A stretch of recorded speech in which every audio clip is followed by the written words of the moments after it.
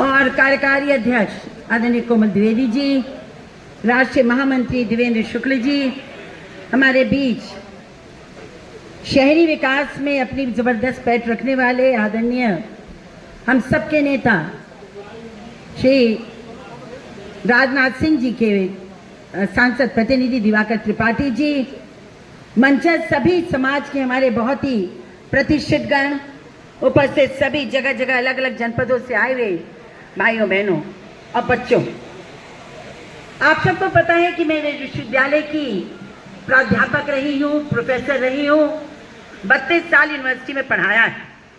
और जब बच्चों की बात आती है, युवाओं की बात आती है, उनके रिजल्ट्स की बात आती है, तो जितना एक्साइटमेंट मुझको होता है शायद बाकी नेताओं को नहीं होता होगा।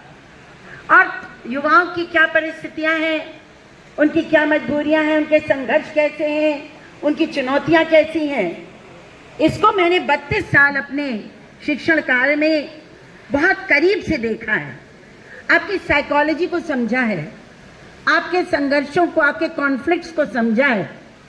और मैं ये कह सकती हूँ कि युवाओं ने हमेशा अपनी भूमिका निभाई है और आने वाली सदी भी जो है ये आप ही के नाम लिखी जाएगी, चाहे बेटे हो बेटियां, सदी हमारी है, युवाओं की है। हमें गर्व होना चाहिए। ये ब्राह्मण समाज का सम्मेलन है। पहले तो मैं अवस्थी जी को, देवेंद्र जी को बहुत हार्दिक बधाई दूंगी कि लोग निरंतर समाज को जोड़े रखने का और इसमें जो अलग अलग तरीके से, चाहे योग पवीत के कार्यक्रम हो, चाहे समाज में सांस्कृतिक कार्यक्रम हो, समाज आप लोगों के लिए जो मेधावी छात्र छात्राओं के पुरस्कार का कार्यक्रम हो, ये निरंतर कार्यक्रम करते रहते हैं और आसान नहीं होता है। आपके अगर कॉलोनी में अगर आप एक संस्था बनाएं तो उसको चलाना मुश्किल हो जाता है और इतने ब्राह्मणों को, हजारों ब्राह्मणों को जिले जिले जोड़कर खड़ा करना संसाधनों के अभाव में, अगर सीपी अवस्थी जी ने किया, देवेंद्र जी ने किया, तो इन सब के लिए ताली बजाइए। ये इन्होंने महान काम किया है, बड़ा काम किया। निशाने पे ब्राह्मण है 21वीं सदी में और हमारी एकता हमारे लिए बहुत महत्वपूर्ण होती है और हमें गर्व होना चाहिए कि जिस भारतीय संस्कृति की चर्चा पूरे विश्व में होती है, सबसे पुरातन संस्कृति, सबसे पुरातन ज्ञान, सबसे पुरातन विज्ञान अगर कहीं से आया तो भारत की भूमि से आया और लाने वाला कौन था? ब्राह्मण था जो लेकर आया है। आप शुरू से चलिए, आप ब्राह्मणों का अगर जितने संत हुए, जितने साधु हुए, जिन्होंने नक्षत्र शास्त्र को समझा, जिन्होंने ज्योतिष शास्त्र को समझा, जब कुछ नहीं होता था, हवा को देखकर, आसमान को देखकर, धरती को देखकर बता दिया तुम्हारे जीवन में ये होने वाला है और मखा ब्रह्मांड का ये होने वाला है। वो है भारतवर्ष और वो है ब्राह्मण। और ब्राह्मण क्या थे? ब्राह्मण कभी सत्ता के पीछे नहीं दौड़ा, शासन को हथियाने के पीछे नहीं दौड़ा। जो दौड़ते हैं वो असली ब्राह्मण है ही नहीं। ब्राह्मण तो वो है जो सुशासन के पीछे दौड़ता है, सुशासन के लिए लड़ता है और सुशासन के लिए अपनी जान देता है। शासक बनने के लिए नहीं, सुशासन के लिए, जैसा अटल जी कहा करते थे। और आप खुद देखिए क्या हम लोगों का रोल क्या रहा है, ब्राह्मणों का रोल क्या रहा है। वो धर्म के रक्षक रहे, प्रचारक रहे हैं। वेदों से लेके हमारे जितने ज्ञान की पुस्तकें हैं, धार्मिक ग्रंथ उनकी व्याख्या करते आए, समाज को एक नैतिक मूल्यों से परिपक्व करके उसका मार्गदर्शन करते आए हैं। राजाओं के सलाहकार के रूप में रहे कि जरा भी गड़बड़ करें तो उनको सीधे रास्ते पे लाएं। चाणक्य ने यही तो किया था। हम शिक्षक रहे हैं, गांव गांव में बिखरे हुए धर्म की सेवा करी, शिक्षा को का प्रचार प्रसार किया, संस्कृत को जीवित रखा, उसको दुनिया के सबसे साइंटिफिक लैंग्वेज का दर्जा दिया।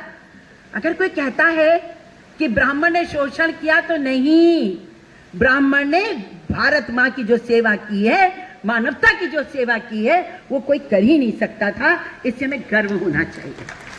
हमें गर्व होना चाहिए कि आदि शंकराचार्य से लेकर, रामानुज से लेकर, रामकृष्ण परमहंस से लेकर और दयानंद सरस्वती से लेकर समाज में अगर महिलाओं के लिए, उपेक्षितों के लिए पूरे समाज को संगठित करके केवल ब्राह्मण नहीं, सभी को एक करके भारत का जो नया स्वरूप बना, इसको बनाने वाला कौन है?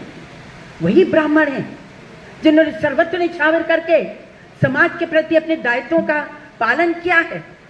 मैं तो जब पढ़ती हूँ, बोलती हूँ, मैं गर्व का एहसास करती हूँ कि हम ब्राह्मण हैं और हमने ये किया है, और इसलिए हमें स्मरण रखना चाहिए कि दिशा देने का काम हमने किया।